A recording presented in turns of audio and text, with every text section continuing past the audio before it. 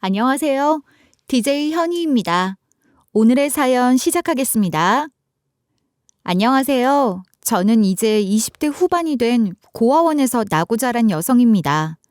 고아원이라는 곳에서 자립할 때까지 버티며 참 많은 서름이 있었는데 최근에 저는 그 모든 서름을 보상받을 수 있게 되었습니다.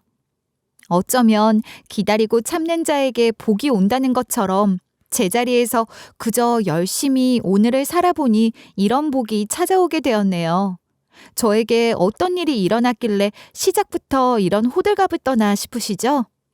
여러분들은 만약 예상치도 못한 거대한 선물을 받게 된다면 어떤 행동을 하실 것 같으세요? 그 선물을 나눌 것인지 아니면 꽉 쥐고 놓치지 않을 것인지.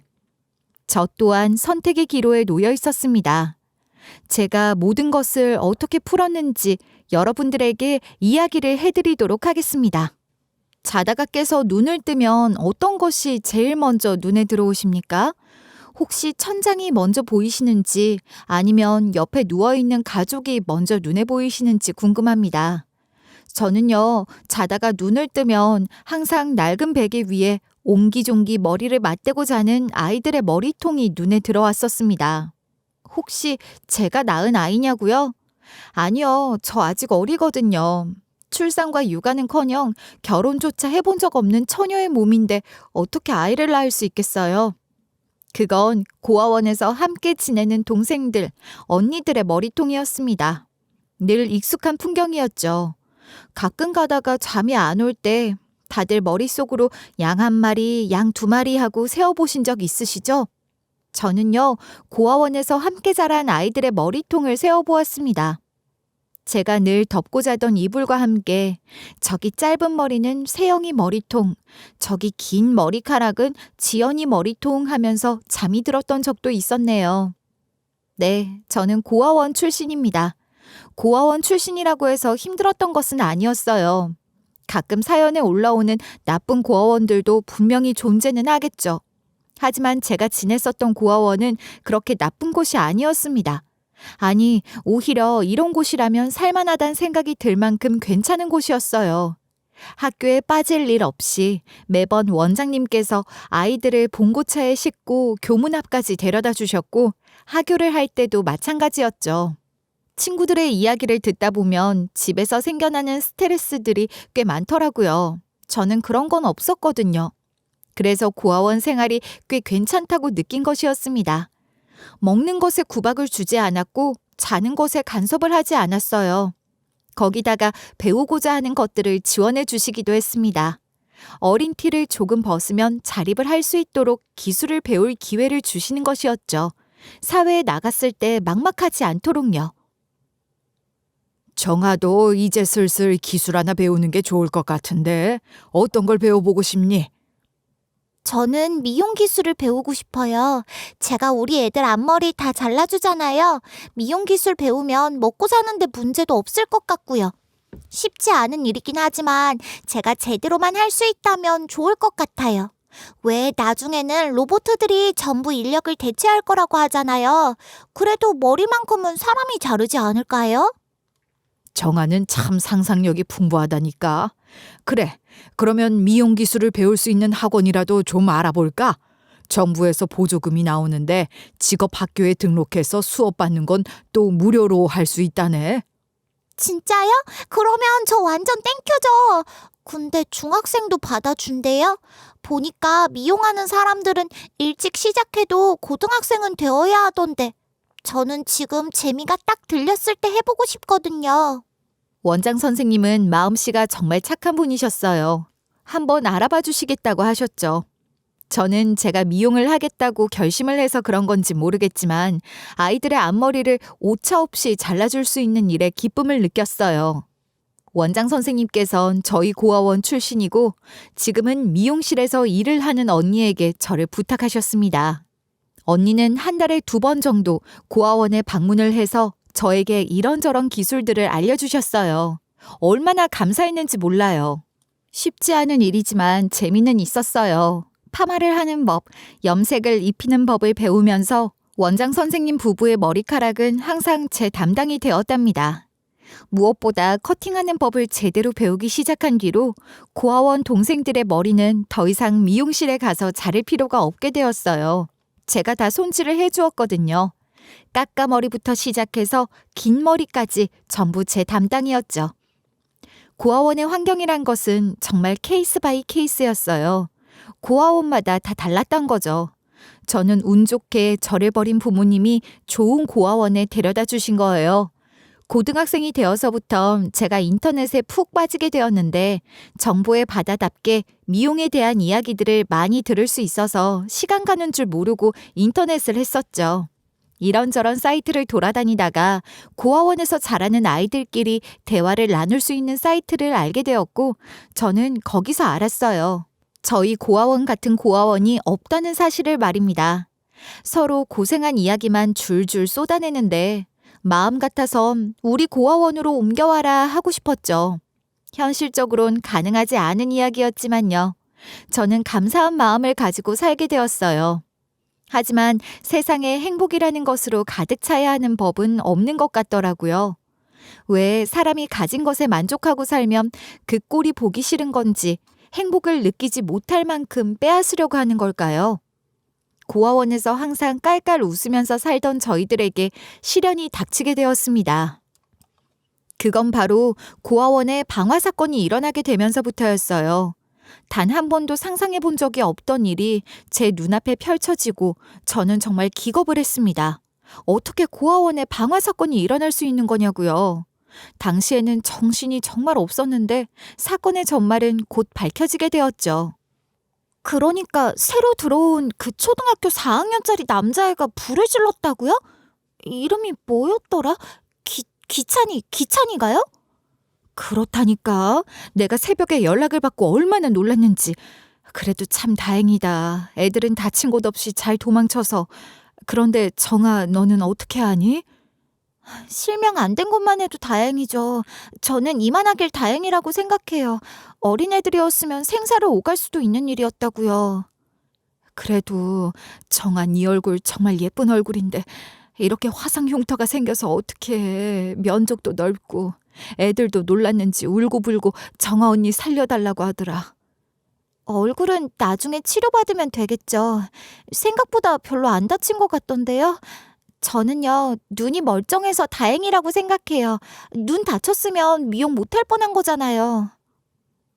그러니까 저희 고아원에 들어온 지 얼마 되지 않은 남자아이가 불을 낸 것이었어요. 초등학교 4학년짜리 애가 무슨 사정인지 모르겠지만 고아원에 들어오게 된 거죠. 그러니 부모랑 지낸 추억도 상당했을 거고 고아원에 맡겨졌다는 게 받아들이기 힘든 사실이었을 거예요. 원망스럽기도 하고 보고 싶기도 하고 각종 마음이 뒤흔들었겠죠. 그러다가 못된 생각까지 하게 된 것입니다.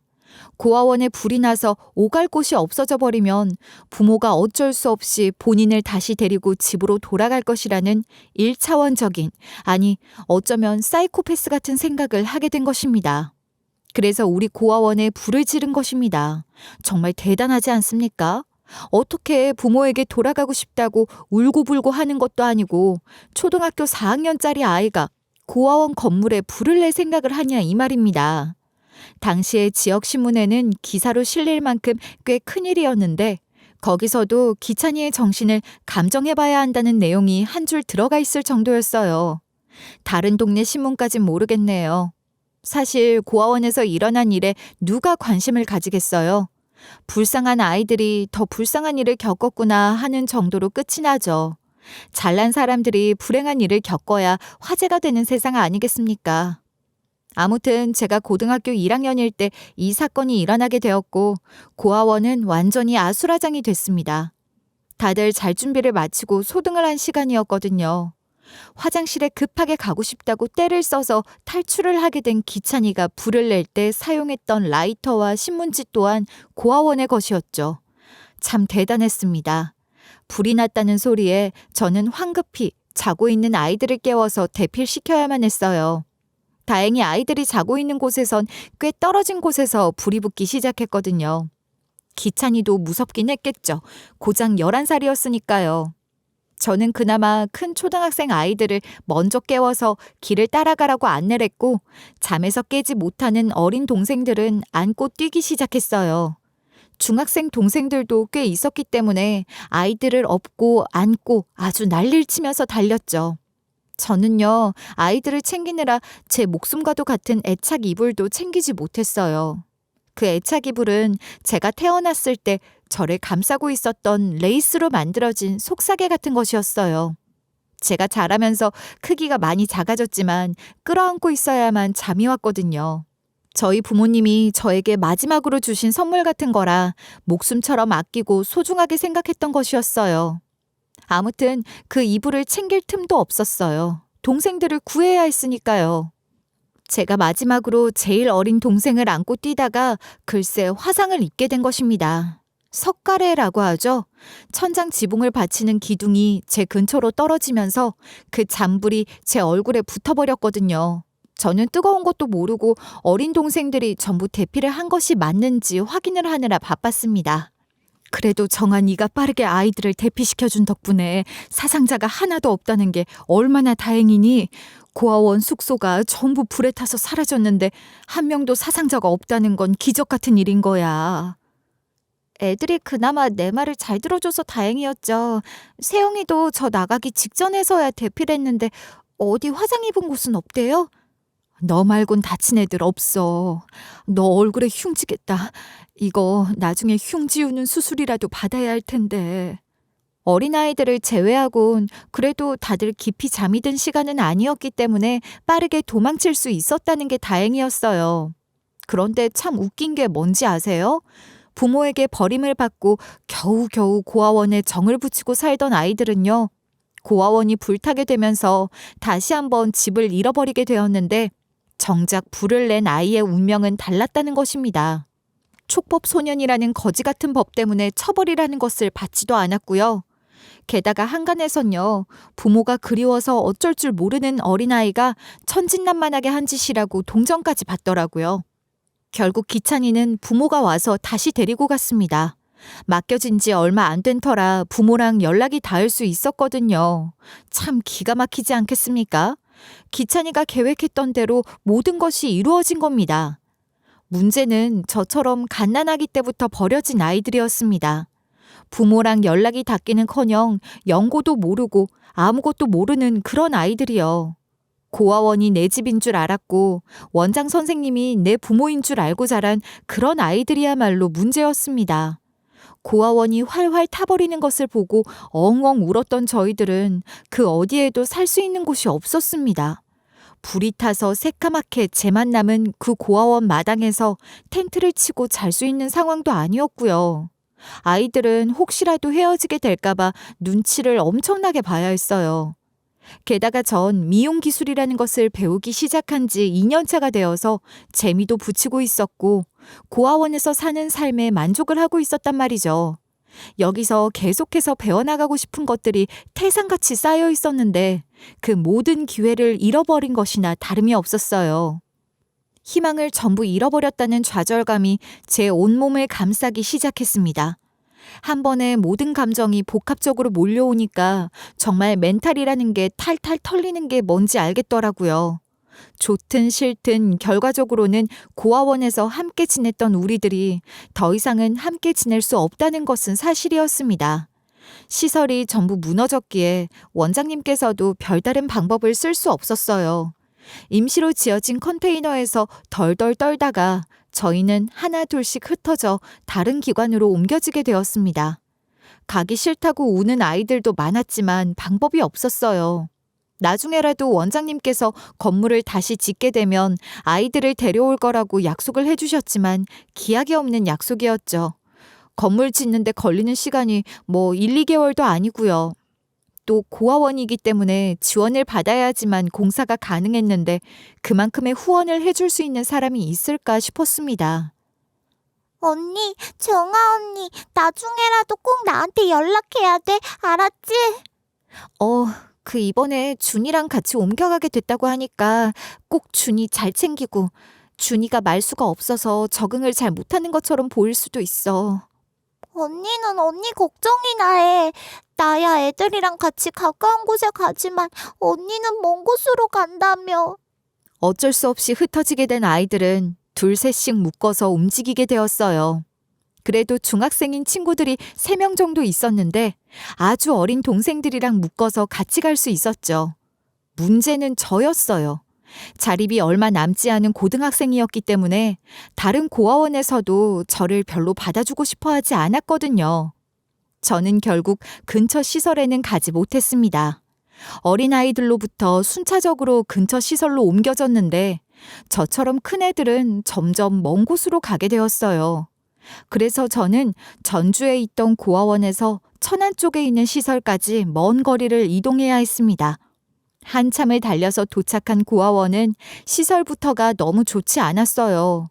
물론 고아원에서 지원받으며 사는 주제 시설 타령이 웬 말이냐 하고 질문을 하신다면 할 말은 없지만 전주에 있던 고아원이랑 달라도 한참 달랐거든요.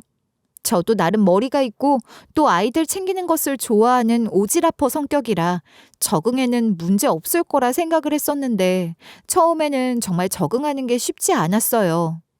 나이가 있어서 그런 건진 모르겠지만 고아원 내부에 있던 오랜 시간 함께해서 똘똘 뭉쳐있던 아이들이 텃세를 심하게 부렸거든요. 야, 너 이전에 있던 고아원에서 미용인지 뭔지 그런 거 배웠었다며? 팔자 좋다. 그 고아원은 애들한테 기술 지원도 해주나 봐? 우리는 자립을 대비해서 기술을 배우게 해줬었는데 여긴 그런 거 없어? 나 미용을 2년 정도 배웠었어. 있겠냐? 팔자 좋은 데서 호사 부리면서 있었네. 보아하니 우리 고아원에 와야 할 지원금까지 그쪽 고아원에서 다 가로챈 거 아니야? 그런 거 아니면 기술 지원 같은 거 막 못 해주긴 할 텐데. 야, 비리 쩌는 곳에서 왔나 보다. 우리 애들도 등쳐먹는 거 아니지? 정부 지원까지 합치면 무료로 배울 수 있는 곳이 많대. 우리도 자립 준비할 겸 원장님께 말해보는 건 어때? 배떼지 부른 원장이 우리들을 위해서 그런 짓을 해주겠냐? 너 미용 기술 배웠으니까 네 머리 정도는 네가 자를 수 있겠네? 애들은 제 길을 죽이겠다고 가위를 들고 와서 제 머리카락을 싹둑 잘라버리기까지 했어요. 미용도 배운 애가 설마 자기 머리 하나 정리 못하겠냐면서 싹둑 잘려나간 제 머리카락을 보면서 깔깔거리며 웃더라고요. 그런데 이것들이 모르고 있었던 거죠. 어린 동생들을 보살피기 위해서 그동안 성격을 죽이고 살았던 거지. 저도 부모에게 버려지고 악만 남은 고아원생이었다는 사실을 말입니다. 눈에는 눈, 이에는 이라고 저도 당한 만큼 갚아줘야 한다는 습성이 있었거든요. 복수를 하고도 남을 성격이라는 것을, 물불을 안 가리는 성격이라는 것을 지들이 어떻게 알았겠습니까? 저는 겁이라는 게 없었습니다. 바로 가위를 들고 저를 괴롭힌 친구의 머리를 싹둑 잘랐죠. 그 일로 원장님께 크게 혼이 났어요. 그 이후에도 괴롭힘은 지속되었습니다. 애들은 저를 괴롭히겠다고 창고에 가두곤 했어요. 하지만 저는 그런 게 별로 무섭지 않았습니다. 아무렇지도 않았고요. 오히려 창고에 돌아다니는 벌레들을 잡아다가 저를 가둔 아이들에게 던져주곤 했다니까요. 애들이 깍깍거리면서 도망을 치고 원장에게 이르곤 했지만 저는 별 상관하지 않았습니다. 고아원을 옮긴 뒤로는 그냥 버텼다는 말이 더 잘 어울릴 것 같아요. 고아원에서 미용 기술을 더 배우진 못했지만 이악 물고 하루하루를 버텼습니다. 그렇게 20살이 되어서 저는 당당하게 자립을 할 수 있었어요. 저는 바로 미용실에 취직을 해서 일을 하기 시작했고 곁눈질로 열심히 배우기 시작했습니다. 20대의 대부분을 그렇게 열심히 굴러다녔고 저는 손님 커트까지 할 수 있게 되었습니다. 그렇게 20대 중반을 넘어서게 된 어느 날이었어요. 미용실 원장님께서 직원들을 불러다가 휴일 통보를 하셨습니다. 원래는 월요일부터 일요일까지 연중 무휴로 영업을 했고 디자이너들끼리 상의를 해서 휴일을 얻어가는 방식이었는데 이제는 아예 하루를 통으로 문을 닫겠다고 하셨어요. 미용실에 손해가 나면 안 된다고 악착같이 문을 열던 원장님에게 무슨 바람이 불어서 그런 결정을 하신 건가 디자이너들끼리 뒷말도 많이 나왔었습니다. 원장이 어디 아픈 게 틀림없다 하는 소문까지 돌았다니까요. 그만큼 짠순이고 돈에 미친 사람이었거든요. 그 덕에 저는 배울 게 많아서 좋았지만요. 원장님, 근데요, 왜 월요일마다 문을 닫으시기로 결정하신 거예요? 정말 소문처럼 원장님 어디 아프시고 그런 거예요? 내가 아프긴 왜 아파. 내가 우리 딸 때문에 어쩔 수 없이 휴일을 정하기로 한 거야. 아니 글쎄 우리 딸이 고등학생이잖아. 대학을 가려면 봉사 점수가 있는 게 유리하다지 뭐야. 그 점수가 무슨 특별 가산점을 준대. 그래서 월요일마다 딸이랑 같이 봉사활동을 가기로 했어. 봉사활동은 신청만 하면 갈 수 있는 건데 왜 원장님이 같이 가요? 뭐 청소하고 빨래하고 그런 힘든 일은 하기 싫다잖니. 내가 고아원이나 양로원 같은 시설에 가서 이발 봉사를 하고 점수는 우리 딸이 받아먹고 그런 거지. 내가 봉사를 한 시간까지 얹어서 주겠다고 하니까 생활기록부에는 잘 올라갈 수 있을 것 같아서 말이야. 아, 그렇구나. 그럼요, 원장님. 그 뜻깊은 일에 저도 같이 참여를 할 수 있을까요? 정아 씨가 왜? 정아 씨도 뭐 봉사하고 싶은 마음이라도 있었어? 아니면 뭐 지은 죄가 많아서 천국에 못 갈까봐 미리미리 착한 일 정립하는 거야? 아니요, 원장님. 저 고아원 출신이잖아요. 저희 고아원에선 제가 머리 담당이었거든요.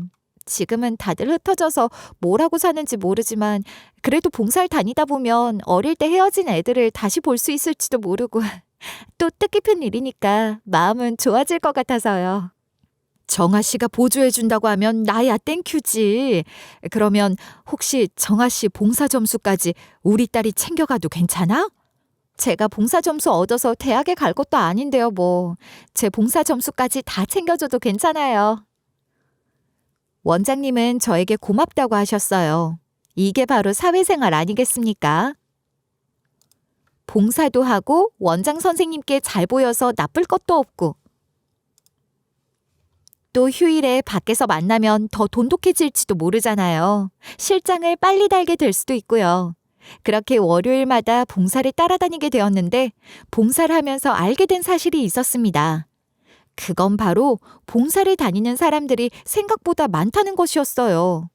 저는 그동안 고아원 생활을 하면서 왜 이런 봉사자들을 못 만나봤을까 아쉬운 생각이 들었어요. 아무튼 이런저런 봉사를 다니면서 어느 한 고아원에서 어린아이를 만나게 되었는데 그 어린아이에게 이상하게 눈길이 쏠리더라고요. 아는 아이가 아니라 마치 그 아이가 저 어린 시절을 보는 것 같은 느낌을 주었거든요. 여러분들은 아실지 모르겠지만 고아원에서도 그 안에 서열이라는 게 존재하는 법이거든요. 그런데 제 눈길을 사로잡은 아이는 자기 서열과 상관없이 따돌림을 당하는 친구들을 보살펴주고 대변을 해주는 그런 아이였어요. 끽해봐야 10살 남짓으로 보이는 아이였는데 다른 언니 오빠들에게 바락바락 자기 할 말을 다 하면서 괴롭힘 당하는 친구들을 보호하더라고요. 그게 꼭 어릴 때 제 모습인 것 같았어요. 너는 이름이 뭐니? 매번 이렇게 괴롭힘 당하는 친구들 위해서 나서는 게 쉽지 않을 텐데 혹시 시간 괜찮으면 언니가 머리 좀 예쁘게 다시 묶어줄까? 제 이름은 영우예요. 언니가 머리 묶어주세요. 저는 만두머리가 하고 싶은데 가능할까요? 말도 똑 부러지게 하는 친구였어요. 그 친구가 자꾸 눈에 밟히더라고요. 그래서 저는 그다음부턴 원장 선생님을 따라가지 않고 그 아이가 있는 고아원에 가서 아이들의 머리를 예쁘게 잘라주기도 하고 또 묶어주기도 했어요. 고아원 일손이 부족하면 청소나 빨래도 도와주었고요. 저도 제가 봉사를 하고 싶은 곳을 찾게 된 것이었죠. 봉사를 한 달에 2-3번씩 다녔었는데 저도 머리를 잘라주는 주기라는 게 있다 보니까 한 달에 1번 정도 가서 봉사를 하는 일정으로 바꾸게 되었어요. 솔직히 매주 봉사 가는 게 쉬운 일은 아니잖아요. 제가 고아원에 있는 아이들을 입양할 예정이 있는 것도 아니었으니까요. 그리고 오히려 봉사를 자주 오면 고아원 측에서도 불편해한다고 하더라고요. 한 달에 1번씩 봉사를 다니면서 뜻깊은 시간을 보내다가 한 봉사자분을 알게 되었습니다. 나이는 대충 어림잡아 70대 후반 정도로 보였습니다. 나이도 지긋하게 있으신데 봉사를 다니신다는 게 상당히 신기했었어요. 그런데 처음부터 봉사를 하러 오신 분이란 것을 알았던 게 아니었어요. 고아원에 대해 너무 잘 아시고 일도 척척 잘하셔서 봉사자가 아니라 직원인 줄 알았거든요. 여사님도 이리 오세요. 제가 머리 잘라드릴게요. 나? 아유, 됐어. 나는 미용실 가서 자르면 되는데 무슨 머리를 잘라주겠다고 그래? 봉사 온 김에 직원분들 머리도 좀 잘라드리려고요. 여사님이 제일 열심히 일을 하시는 직원분이신데 제가 이 정도 서비스는 할 수 있죠. 요즘요, 미용실 가서 머리 자르려고 하면 3, 4만 원은 거뜬히 나가잖아요. 제가 그 돈 굳게 해드릴게요. 그래? 그러면 어디 우리 정아 봉사자님께 머리를 한번 맡겨볼까? 여사님도 짓궂으신 게 본인이 봉사하러 온 사람이라고 밝히질 않으셨어요. 그러니 저는 당연히 직원분인 줄 알고 돈 굳게 해드리겠다고 머리를 잘라드린 거죠. 저한테 솜씨가 아주 기깔난다면서 어느 미용실에서 일을 하냐고 물어보시고 명함도 가져가셨으면서 한 번을 방문하지 않으셔서 당연히 더 직원분인 줄 알았어요. 나중에 꼭 한번 방문하겠다고 하셔놓곤 빈말이었던 거죠. 그래도 저는 뭐 여사님께 실망을 했다거나 그런 건 없었어요. 고아원에서 일을 해서 돈을 벌면 얼마나 벌겠냐 하는 생각을 하고 있었죠. 그 뒤로도 한 달에 한 번씩 봉사를 하러 갈 때마다 여사님의 머리도 잘라드렸어요. 정말로 의심 없이 저에게 머리를 맡겨주시니까 봉사자라고는 상상도 못했다니까요. 그냥 기분 좋게 머리를 잘라드렸는데 하루는 제가 봉사가 좀 늦게 끝나는 날이 있었어요.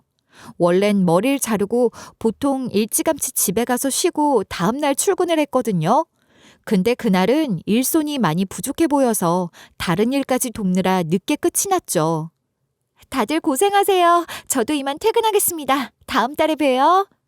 정아 씨 고마워. 오늘 정아 씨 덕분에 그나마 일이 좀 빨리 끝났다. 다음 달에 봐요. 기분 좋게 인사하고 딱 나왔는데 여사님이 고아원 입구에 서 계시더라고요. 인사해야지 하는 순간 아주 광이 번쩍번쩍 나는 고급 세단이 와선 여사님을 태워가는 겁니다. 운전석에서 나온 남자가 차문까지 열어주는데 딱 봐도 운전기사인 느낌이었어요. 저는 입이 떡 벌어졌죠. 일단 고아원에서 일을 하며 생계를 유지하고 있는 직원인 줄 알았는데 봉사자였다는 사실에 놀랐고 두 번째론 저도 모르게 여사님이 직원인 줄 알고 은근히 생활이 힘드시지 않냐, 자식들은 용돈 안 주냐 하면서 여사님의 생활을 지레짐작하고 동정했었다는 사실이 부끄러워졌어요. 정말 그 자리에 망부석처럼 서서 벌겋게 달아오른 얼굴을 한참 동안 매만졌죠. 그 뒤에 봉사를 하러 갔을 때 고아원 원장 선생님을 붙잡고 여쭈어봤죠. 여사님이 직원이 아니라 봉사자였어요? 저는요, 직원분이신 줄 알고 그동안 머리도 잘라드리고 실수를 좀 한 것 같아요. 박 여사님? 아이고, 박 여사님은 봉사자셔. 그것도 후원 빵빵하게 해주시는 봉사자님이신데 중소기업 사모님이셔. 완전 알부자. 그것도 모르고 여태 머리를 제가 잘라드렸던 거예요? 청담동에 있는 고급진 미용실이나 다니실 분의 머리를? 정아 씨 솜씨가 마음에 들었으니까 맡기셨겠지. 2주일 동안 해외 일정이 있으셔서 못 오신다고 했었는데 오실 때 분명히 아이들 주려고 과자를 잔뜩 사오실 거야. 그때 정아 씨도 와. 과자 파티하자. 저는 정말 부끄러웠어요. 그 뒤에 여사님을 만났을 때 죄송하다고 사과를 드리니 재미있었다고 깔깔거리시며 웃으시더라고요. 그러면서 슬쩍 제 관자놀이쯤에 있는 화상 흉터에 대해 물어보셨고 저도 제 이야기를 해드렸어요. 고아원 출신이란 이야기를 들으시고는 깜짝 놀라시더라고요. 어머, 나도 실수를 했네, 그럼. 나는 정아 씨가 너무 밝고 명랑해서 당연히 부모님의 사랑을 잔뜩 받고 자란 줄 알았어. 그래서 무지하게 화상 흉터에 대해서도 물어본 건데. 아니에요. 저 고아원에서 자란 게 부끄럽진 않아요. 화상 입기 전에 있었던 고아원에선 정말 잘 지냈었고요. 그래서 저 같은 아이들을 위해 봉사도 시작한걸요. 정아 씨 손이 아주 야무져. 머리 잘라주는 솜씨도 내가 다니던 고급 미용실 원장이랑 다를 게 없고. 근데 내가 매번 이렇게 공짜로 머리를 다듬어서야 되겠어? 그럼요. 제가 해드리고 싶어서 그러는 건데 부담 갖지 마세요. 저한테 지금 최고의 칭찬 해주셨잖아요. 고급 미용실 원장이랑 솜씨가 다를 바 없다고요. 제 인생 최고의 칭찬인걸요? 뭘 이런 걸로. 그러지 말고 얼굴에 있는 그 화상 자국 말이야. 치료를 해볼 생각은 없어? 예쁜 얼굴에 그런 게 남아있으면 아쉽잖아. 아니요. 치료비도 비싸고 이 흉이라도 있어야 나중에 고아원 동생들이 저를 알아보지 않을까 싶어서요. 마음은 감사하지만 하고 싶으면 제가 돈 벌어서 할게요. 이런 걸로 눈치는 안 봐도 되는데. 정아 씨 너무 어린 나이에 어른이 됐다. 그러면 혹시 매번 잘라주는 머리 스타일이 너무 마음에 들어서 그러는데 공짜로 받긴 미안하고 내가 식사라도 한 끼 대접하고 싶어. 뭐 먹고 싶은 거 없어? 그렇게 물어봐 주시는데 보통 사람 같으면 랍스타, 대게, 소고기 이런 걸 말할지도 모르겠어요. 그런데 저는요, 이상하게 한 번도 받아본 적이 없는 엄마가 차려주는 집밥이 먹어보고 싶더라고요. 특이하죠? 집밥이라고 뭐 엄청 다른 것도 아닌데 그런 게 먹고 싶어서 저도 모르게 집밥이라고 대답을 한 거예요. 그 말에 여사님께서 저를 집에 초대해 주셨어요. 밥을 차려주시겠다고요. 저는 아니라고 그냥 뱉어본 말이라고 극구 사양을 했지만 여사님도 고집이 정말 쇠고집이셨습니다. 박박 우기시는데 당해낼 재간이 없더라고요. 그래서 저는 저녁 식사를 함께 하기로 하고 여사님과 함께 고급 세단을 타고 여사님 댁으로 가게 되었습니다. 와, 저는 입을 떡하니 벌릴 수밖에 없었어요. 집이 이렇게 크고 좋은 것인가 하는 생각을 했거든요. 저는 쭉 시설에서 생활을 하다가 자립을 한 이후에 고시원에서 살았고 돈을 조금 모은 뒤에 겨우겨우 작은 원룸을 얻었어요. 풀옵션도 아닌 일반 원룸을요. 그래서 일반 가정집이 어느 정도인지 대충 예상만 했지 이런 집은 상상도 해본 적이 없었거든요. 넓은 마당은 잔디가 깔끔하게 정돈이 되어 있었고 2층 집이었는데 계단이 중앙에 나 있는 고급스러운 저택이었어요. 집이라는 말보단 저택이라는 말이 훨씬 잘 어울렸거든요. 이런 집은 영화나 드라마에서만 보는 세트장 같은 것이었어요. 저도 모르게 집을 구경하고 싶다고 말을 했고 여사님은 저녁 식사 준비가 거의 마무리되고 있으니 그때까지 집을 둘러봐도 좋다는 허락을 해주셨습니다. 집이 너무 넓어서 구경을 다 하려면 오바를 조금 보태 반나절은 걸릴 것 같았어요. 거실 가운데 2층으로 올라가는 계단이 있었고 양쪽 끝으로 방이 있는 것 같았는데 왼쪽 복도 끝에 웬 사진이 하나 붙어 있더라고요. 그런데 저는 그 사진을 보고 발걸음이 딱 멈춰지고 말았습니다. 그리고 한참 동안 굳어버린 동상처럼 그 앞에 서 있었어요. 식사가 다 되어 가는지 여사님이 저를 찾으러 오셨다가 그 사진 앞에 서 있는 저를 보고 어두운 표정으로 이야기를 하셨어요. 그 사진, 우리도 참 떼어내야지 하면서도 미련을 못 버려서 들고 있는 사진인데 저는 정말 온몸이 덜덜 떨리는 것 같았어요. 그 사진은 바로 제 사진이었어요. 제 갓난아기 시절 사진이었다고요. 여사님, 어떻게 이 사진이 여기에 걸려 있을 수가 있죠? 이 사진은 제 아기 때 사진이에요. 그게 무슨 소리예요, 정아 씨? 아니, 이 사진이 어떻게 정아 씨 어릴 때 사진이야? 내 손녀딸 사진인데. 그 갓난아기의 얼굴을 보고 어떻게 알았냐고요? 얼굴을 보고 안 것이 아니었어요. 그 갓난아기를 감싸고 있는 속사계를 보고 알았습니다. 특이한 모양의 레이스로 된 속사계요. 사진은 웬 여자가 갓난아기를 안고 있는 사진이었는데 그 아이를 싸고 있는 속사계가 제가 어릴 때 고아원에 폭 감겨서 왔던 제 애착 이불로 썼던 그 레이스 속사계였습니다. 고아원이 불타면서 같이 타버린 제 애착 이불이요. 저 속사계 때문에 알았어요.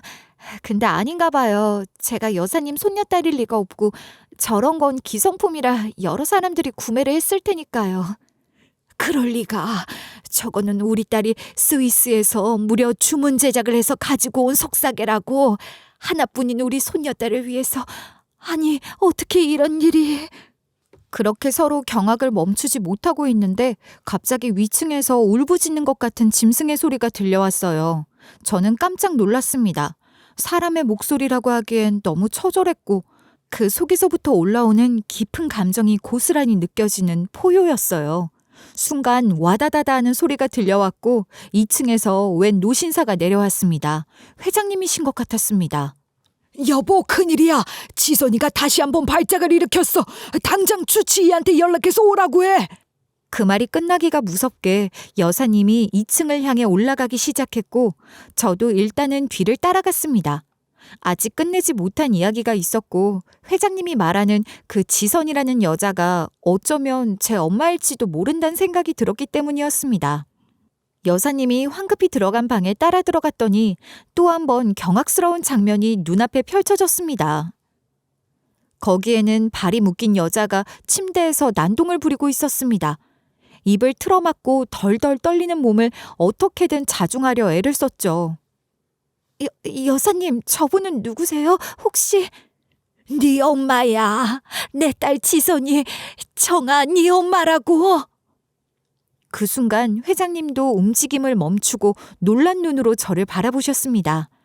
여사님은 발작을 일으킨 딸을 붙들면서 저를 가리키며 지선아, 네 딸이다, 네 딸이야 하는 말을 반복하셨어요. 그러더니만 발작을 일으킨 여자의 몸짓이 점점 줄어들기 시작했어요.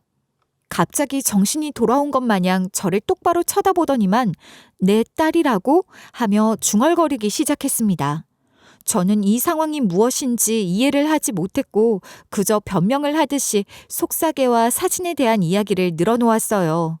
제 이야기가 끝나기가 무섭게 회장님은 주치의에게 혈액 샘플을 채취할 수 있는 키트들 전부 챙겨오라고 했고 저는 배가 고픈지도 모르고 그 방에서 멍하니 서 있었습니다. 그런데 제가 어떻게 이렇게 좋은 집안의 딸일 수가 있겠어요.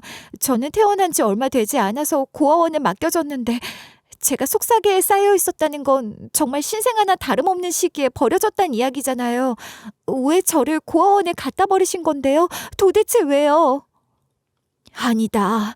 우리가 너를 고아원에 갖다 버린 게 아니야. 우리도 너를 잃은 거다. 우리도 너를 찾으려고 애를 썼어. 네가 어디 있는지 알 수가 없어서. 아이고, 아이고. 다들 눈물바람에 숨을 헐떡이느라 말을 제대로 하지 못했어요. 회장님도 제 얼굴을 어루만지면서 정말 우리 손녀딸이 맞냐고 몇 번이나 물어보셨어요. 하지만 저는 확답을 할 수 없었어요. 막말로 제가 손녀딸이라는 친핏줄이라는 증거가 없었잖아요. 그 속삭이 하나만 가지고 단정 지을 순 없었어요. 게다가 그 속삭이는 이미 불타서 사라져버렸는걸요. 다들 진정을 하는 사이에 제가 왜 버려지게 되었는지에 대한 이야기를 들을 수 있었습니다. 그리고 저는 경악을 멈출 수가 없었어요. 마치 영화에서나 나올 법한 이야기였고 인간의 탈을 쓰고 이런 짓을 할 수 있다는 것에 놀라울 뿐이었거든요. 초등학교 4학년밖에 되지 않았음에도 고아원에 불을 냈던 기찬이 같은 사이코패스가 또 있다는 사실에 경악을 했죠. 그러니까 우리 딸이랑 우리 사위는 집안에서 맺어준 인연이었다. 우리 집안 사업에 도움이 될 수 있는 집안과 정락 결혼을 시킨 것이었어. 사위고 내 딸이고 서로 받아들이고 있었다고 생각을 했기 때문에 문제될 게 없다고 생각을 했었다. 그런데 이 망할 사위놈에게 내연 관계에 있었던 연인이 있었던 게야. 그러니까 집안에서 맺어준 사람 말고 이전부터 만나던 사람이 있었다고요? 그러면 결혼을 했으면 안 되는 거죠. 그렇지. 결혼을 하면 안 되었지만 그걸 속이고 한 거지. 집안에 불을 가져다 줄 수 있는 시너지를 위해서 내연녀가 있다는 것을 숨기고 결혼을 강행한 거야. 거기서 끝이 났으면 다행이었지. 그 내연녀를 가까이서 지켜보겠다는 생각으로 글쎄 신혼집에 도우미로 취직을 시킨 게다. 어떻게 그런 파렴치한 짓을 할 수가 있어요. 부인은 부인대로, 내연녀는 내연녀대로 두 마리 토끼를 잡겠다고 그런 짓을 했다고요? 우리는 몰랐지. 애들 집에서 일을 할 도우미를 구했다길래 그런 줄 알았어. 사위의 내연녀는 취직을 한 뒤 내내 집안일을 살피다가 네가 태어난 이후 너를 돌보는 일을 했다. 질투가 났겠지. 본인은 평생 음지에서 내연녀의 꼬리표를 달고 살아야 하는데 돈이 있다는 이유로 정부인의 자리를 꿰차고 사랑하는 사람의 아이까지 낳은 우리 지선이에게 질투심이 들었겠지. 입주 도우미로 일을 했던 아버지라는 인간의 내연녀는 엄마를 엄청나게 질투했던 것이었어요. 자기가 사랑하는 남자와 같은 침대를 쓰는 엄마와 달리 자기는 쪽방에서 쪼그리며 자야 했으니까요. 거기다 본인은 부를 수도 없는 여보라는 호칭으로 아버지란 사람을 부르고 있으니 속이 부글부글 끓었을 겁니다. 내연녀는 질투라는 감정에 미쳐버리고 말았던 거예요. 저희 부모님의 가정이 파탄에 이르게 되면 본인에게도 기회가 있을 거라고 생각을 했겠죠. 돈이 없어서 그 자리를 차지하지 못했을 뿐이지 라고 생각했을 겁니다. 가정이 파탄 나버리면 이혼남이 된 저희 아버지와 새로운 가정을 꾸릴 수 있을 거라는 착각을 했을 겁니다. 그래서 위험한 상상을 했고 그 상상을 현실에서 펼치고 말았던 겁니다. 저를 돌보는 임무를 맡았으니 저를 데리고 밖에 나가는 것은 어렵지 않았을 겁니다. 속삭에 잘 감싸안고 저를 데리고 무작정 버스에 올라탄 내연녀는 저를 고아원 앞에 버리고 말았던 것입니다. 이름이라도 아니면 생년월일이라도 알려주었더라면 저를 찾아내는 건 어렵지 않았을 겁니다. 하지만 가정의 파탄을 위해서 우는 것밖에 하지 못하는 저를 내다버릴 냉혈하니 그런 친절을 베풀었을 리가 없겠죠. 저는 고아원에 들어가 신원미상이라는 이유로 새로운 호적을 받게 되었습니다. 이정하라는 이름을 얻었고 가짜 생일을 얻었어요.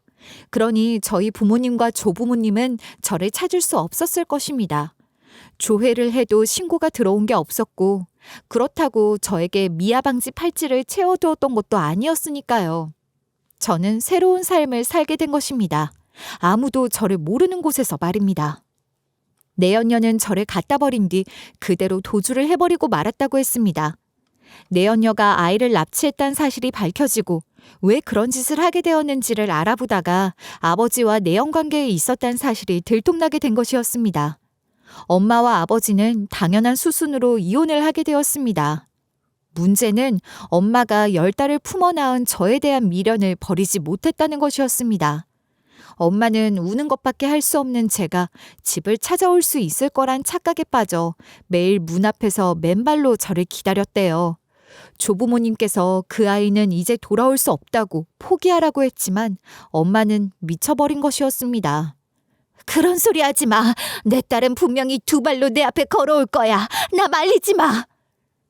지선아, 정신 차려. 그 갓난아기가 지 이름을 알아. 생년월일을 알아. 뭘 알아. 돌아올 수 없다고. 엄마가 사람이야? 어떻게 그런 소리를 할 수가 있어? 나는 우리 아이 절대로 포기 못해. 절대로 안 잊어버릴 거야. 엄마는 그렇게 조현병까지 찾아오게 되었어요. 저를 잃었다는 상실감에 말 그대로 미쳐버렸대요. 그때부터 엄마의 시계는 멈춰버리고 말았습니다. 모든 것이 정지된 세상에서 저만 기다리고 있었던 거예요. 아버지가 납치를 사주온 것도 아니었고 납치를 행한 것도 아니었기 때문에 처벌을 할 수 없는 상태에서 이혼만 하게 된 것이었습니다.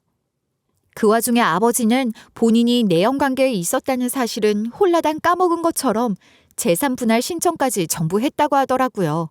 법정 싸움을 길게도 이어갔대요. 여사님과 회장님은 그런 아버지의 뺨도 때리고 저주를 퍼붓기도 했지만 남는 건 아무것도 없었다고 합니다. 회장님은 본인의 회사 욕심에 딸을 사지로 몰아낸 것 같아서 엄청난 죄책감에 시달리게 되었대요. 끝내 내연녀를 추적했던 경찰은 어느 작은 시골 마을에 숨어 들어가서 살고 있던 내연녀를 발견했고 바로 구속 송치를 했다고 합니다.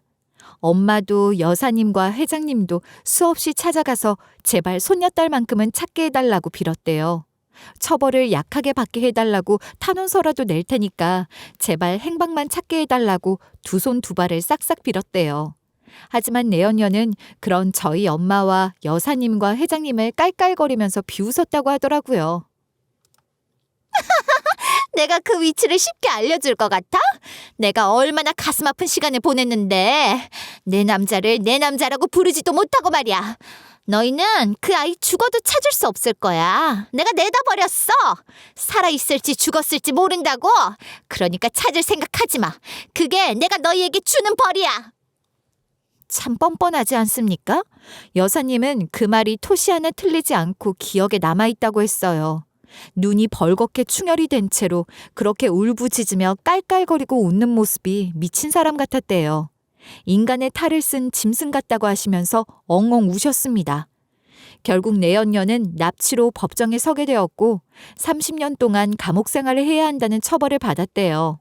마지막으로 교도소에 끌려가는 와중에도 울고불고 내 딸을 찾아내라고 말을 하는 우리 엄마를 보면서 깔깔거리고 웃었다고 하니 제정신이 아닌 건 확실하죠. 본인이 불륜을 저질렀다는 죄의식은 하나도 없이 본인에게서 소중한 것을 빼앗았으니 너도 빼앗겨야 공평하지 않겠냐고 말도 안 되는 논리를 펼쳤다고 했습니다. 가족들은 모두 좌절했대요. 저를 결국 찾을 수 없을 거라고 생각했다고 합니다. 수사와 추적 끝에 결국 고아원에 갔다는 사실을 알게 되었지만 찾을 수는 없었다고 했습니다. 이미 너무 많은 시간이 지나기도 했고 어디로 입양을 갔을지도 모르는 상황이었으니까요. 게다가 저희 고아원이 불타게 되면서 제 기록들도 모두 손실이 되었으니 더더욱 찾을 수 없었을 겁니다. 물론 이름도 주민번호도 달라서 애초에 무리인 수색이기도 했습니다.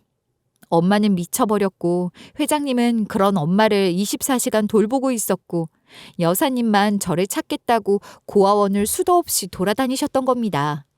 그러다가 고아원 봉사도 자연스럽게 시작하게 되셨던 거예요. 혹시라도 손녀딸 같은 아이가 있지 않을까, 고아원을 돌면서 봉사를 하다 보면 언젠가는 만나게 되지 않을까 싶어서 말입니다. 저를 처음 봤을 때 못 알아본 이유는 아마 화상 자국 때문이었을 겁니다. 그 흉터 때문에 저도 인상이 조금 바뀌었거든요. 처음 봤을 때 그 흉터에만 눈길이 가더라. 그 이후에 이상하게 정화가 눈에 밟혔지만 단지 그 흉터 때문이라고 생각했어. 눈이 가고 끌렸어. 게다가 봉사를 나오는 것을 보면서 좋은 가정에서 유복하게 자랐겠구나 오해를 했었어.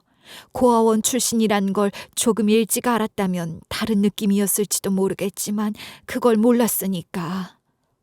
저도 이런 일이 저에게 벌어지게 될 거라고는 상상도 하지 못했어요. 집밥이 먹어보고 싶단 말에 얼마나 가슴이 미어지던지. 이상하게 눈길이 가던 정아에게 마음이 통해서 우리 집에 데려가보자 싶었다. 내 손녀딸이 제대로 컸으면 이 정도 나이는 됐을 텐데 싶어서. 우리 남편만 괜찮다고 하면 자주 불러다가 밥도 먹이고 흉터 지우는 수술도 시키고 그러고 싶었어. 그렇게 대화를 하고 있는 와중에 집에 주치의가 찾아왔습니다. 그리고는 생전 처음 보는 저를 보고 어리둥절해했어요. 회장님께선 다짜고짜 제 혈액 샘플을 채취해서 유전자 검사를 하자고 하셨습니다. 주치의는 허둥지둥 제 팔에서 혈액을 채취해 갔습니다. 저희 엄마의 혈액도 채취를 했는데 발작을 일으키면서 난동을 부리던 엄마가 저를 발견한 이후부터 발작이 멈췄고 너무나도 안정적이고 멀쩡한 모습을 하고 있었다는 게 놀라울 뿐이었습니다. 저는 정말 이 상황이 놀랍고 신기했고 또 슬펐습니다. 우리 엄마가 저를 그리워하다가 조현병이 왔다는 게 정말 믿어지지 않는 충격이었죠. 저는 그렇게 한바탕 소동이 일어난 뒤에 집에 가려고 했는데 엄마가 저를 붙잡았습니다. 아가, 엄마랑 같이 자자, 어? 아가, 또 어딜 가려고 그래. 가지마, 엄마 옆에 있어. 제가 같이 있어도 안 불편하시겠어요? 저는 너무 어색하고 또 난감했지만 온 가족들이 저의 얼굴만 바라보고 있었기에 하룻밤을 자고 가기로 마음을 먹었습니다. 제가 정말 친딸인지 아닌지는 모르겠지만 제가 있어서 조현병에 걸린 엄마가 안정을 취할 수 있다면 그걸로 좋을 것 같았거든요. 곤란했지만 여사님과 회장님도 진심으로 부탁하셨기 때문에 엄마라는 분 옆에서 잠이 들었습니다. 뭔가 꿈도 꾸지 않고 푹 잔 느낌이 들었어요. 낯선 환경이라 잠이 잘 오지 않을 것 같았는데 말입니다. 다음 날 저에게 아침을 먹자고 여사님이 깨우셨고 저는 살그머니 일어났는데 엄마도 눈을 번뜩 뜨셨습니다. 그러더니 제 손을 꼭 잡고 그러시더라고요. 우리 유정이, 내 아가 배고프지? 이제 밥 먹자. 제 이름은 정아였지만 유정이라고 부르는 걸 봐선 태어났을 때의 이름이 유정이었던 것 같아요. 식탁에 앉아서 아침밥을 먹는데 여사님이 조기를 구워주셨어요. 그러자 엄마가 그 조기를 앞으로 가져가시더니 생선가시를 하나하나 발라서 제 숟가락 위에 얹어주시는 겁니다. 환하게 웃으면서 많이 먹어라, 꼭꼭 씹어 먹어라 하는데 목구멍에 뭔가 걸린 것 같았습니다. 눈물이 날 것 같았어요. 제가 꼭꼭 입에 밥을 물고 씹고 있는데 엄마가 먼저 울음을 터뜨리셨습니다. 미안하다고, 저에게 일찍 알아보지 못하고 일찍 찾지 못해서 미안하다고 우셨어요. 그날 아침상은 눈물바다였습니다. 아직 유전자 검사 결과가 나오지 않았기 때문에 제가 정말 친자식인지 아닌지 모르는데도 저에게 미안하다고 말을 하는 그 진심이 너무나도 느껴졌거든요. 대접을 받는 것 같은 기분이 들었어요. 하지만 저는 집으로 돌아가야만 했어요. 저는 미용실에 출근도 해야 했거든요. 저 출근을 해야 해서 이만 가봐야 할 것 같아요. 미용실에는 사정을 이야기하지 못했거든요. 간다고? 우리 유정이 다시 엄마한테도 돌아올 거지? 유정아, 또 이렇게 가버리면 엄마는 죽어. 엄마는 슬퍼서 죽어버릴지도 몰라. 유정아, 꼭 돌아와야 해. 네, 집에 가서 출근했다가 다시 올게요. 조금만 기다리세요. 저도 모르게 불안해하며 발을 동동 구르는 엄마에게 약속을 했습니다. 그리고 미용실에서 일을 하고 퇴근을 한 뒤 원룸으로 돌아갔는데 영 찝찝하더라고요. 약속까지 한 마당에 안 갈 수도 없고 해서 에라 모르겠다는 심정으로 짐까지 간략하게 싸서 다시 회장님 댁으로 갔습니다. 제가 다시 왔다는 사실에 엄마는 맨발로 뛰쳐나오셨어요. 회장님과 여사님도 잘 왔다면서 저를 안아주셨습니다. 아직 검사 결과가 나오지 않았지만 피라는 게 대단한 거야. 확 끌리는 걸 보면 내 손녀 유정이가 맞아. 정아가 아니라 유정이라고. 그러지 말고 우리 같이 살면 안 되겠니? 지금이라도 우리 가족이 온전하게 같이 살았으면 좋겠다. 아직 아무것도 모르는데 섣불리 결정을 내려도 괜찮을까요? 나는 확신이 들어. 정아가 유정이라는 확신 말이야.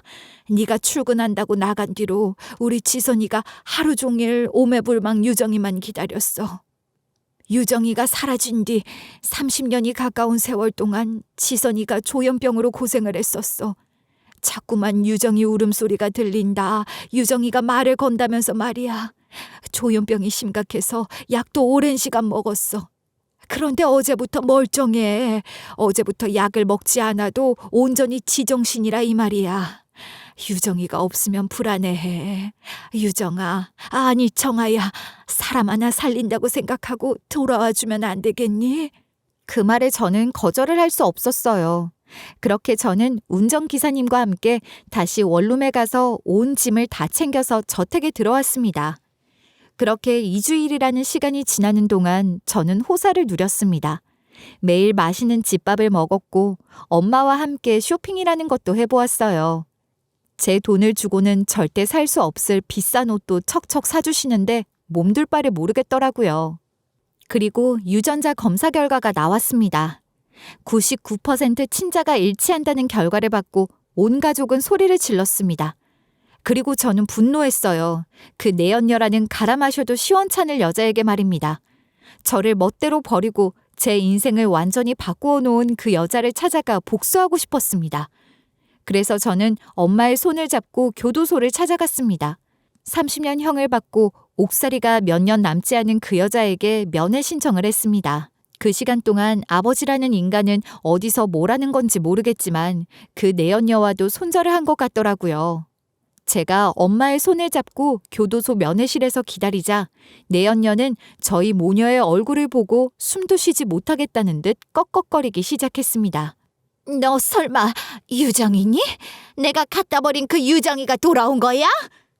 그래, 당신이 고아원에 내다 버려서 영영 이별할 줄 알았던 우리 모녀가 다시 이렇게 만났어. 피는 물보다 진하다지? 모두에게 버림받고 감옥에서 좋은 세월 다 보낸 당신에게 해줄 수 있는 마지막 복수가 완성된 거지. 나는 우리 엄마와 앞으로 행복하게 살 거야. 불륜 여인 당신과는 다르게. 하늘이 점쳐주신 인연이기에 다시 만날 수 있었다고 실컷 비아냥거린 뒤 면회실을 나왔습니다. 저희에게 악담을 퍼부으며 소리를 치던 내연녀는 결국 다시 감옥으로 끌려가게 되었습니다. 그리고 이후에 소식을 들었어요. 그 내연녀가 결국 미쳐버렸다고 말입니다. 본인 인생에서 저를 버린 일이 가장 큰 업적이라고 생각하며 비웃으며 지냈을 텐데 결국 지 인생만 망했으니까요. 거기다가 우리 엄마는 더 이상 약에 의존하지 않아도 멀쩡하게 일상생활을 할 수 있게 돌아왔으니 얼마나 찬란한 복수이겠습니까? 썩어나간 30년이 아주 억울할 겁니다. 저는 여사님, 아니 할머니의 권유로 미용실을 그만두었습니다.